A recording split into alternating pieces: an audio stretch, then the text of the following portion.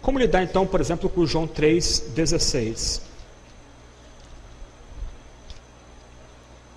Porque Deus amou o mundo de tal maneira que deu seu Filho unigênito para que todo que nele crê não pereça, mas tenha a vida eterna.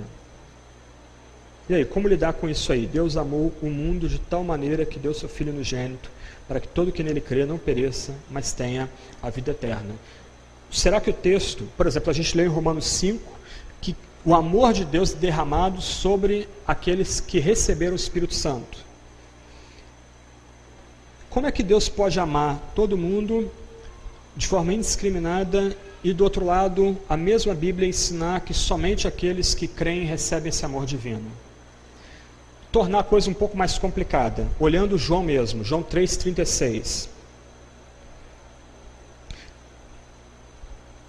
Por isso, quem crê no Filho tem a vida eterna. O que, todavia, se mantém rebelde contra o Filho não verá a vida, mas sobre ele permanece, tempo presente, a ira de Deus.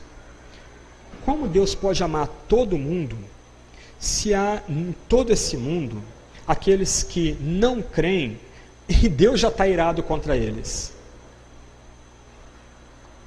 E aí? Complicado, né? Vamos repetir o ponto aqui? Como é que a gente pode dizer que Deus ama todo mundo indiscriminadamente, todo indivíduo que já nasceu e vai nascer, se a mesma passagem bíblica está dizendo que a ira de Deus permanece sobre aqueles que são incrédulos? Como é que Deus pode amar e ser incrédulo ao mesmo tempo? Oi? Exato, isso, desculpa. Como é que Deus pode amar e ter ira ao mesmo tempo?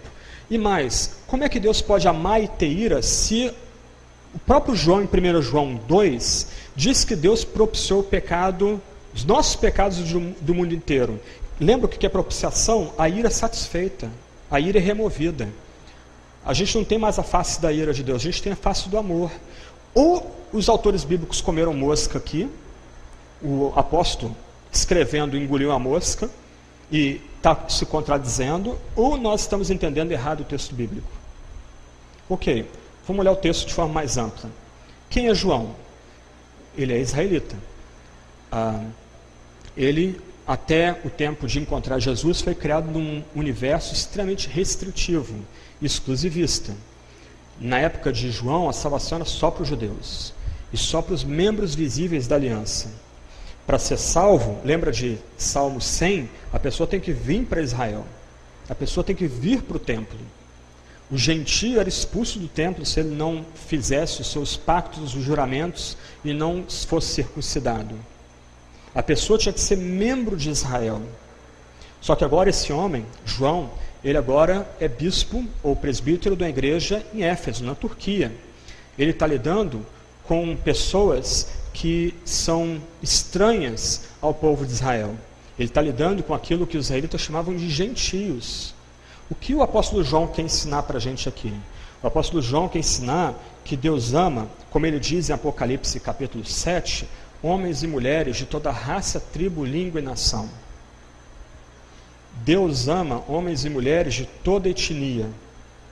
Esses que são amados por Deus. Esses que são alvos de Deus. E Deus tem prazer em juntar o seu povo, milhares e milhares, uma multidão incontável, de toda língua, tribo e nação.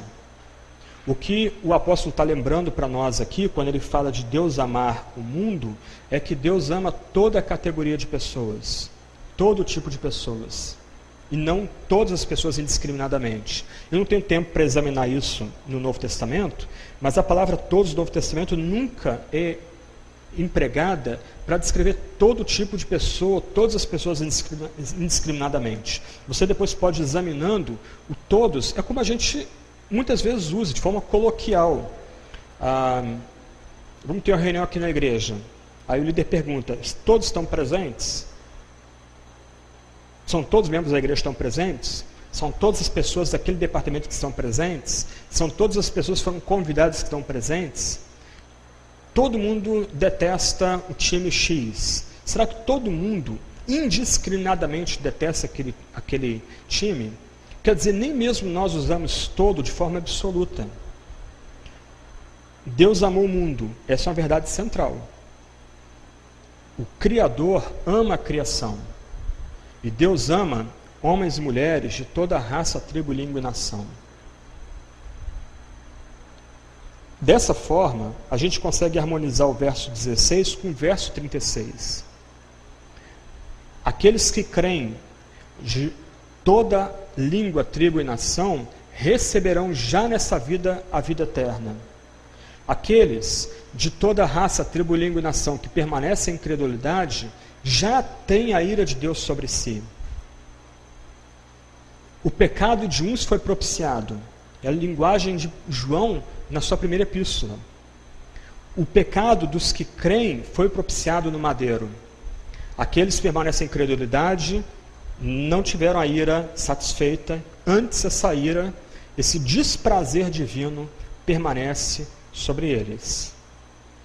Ok?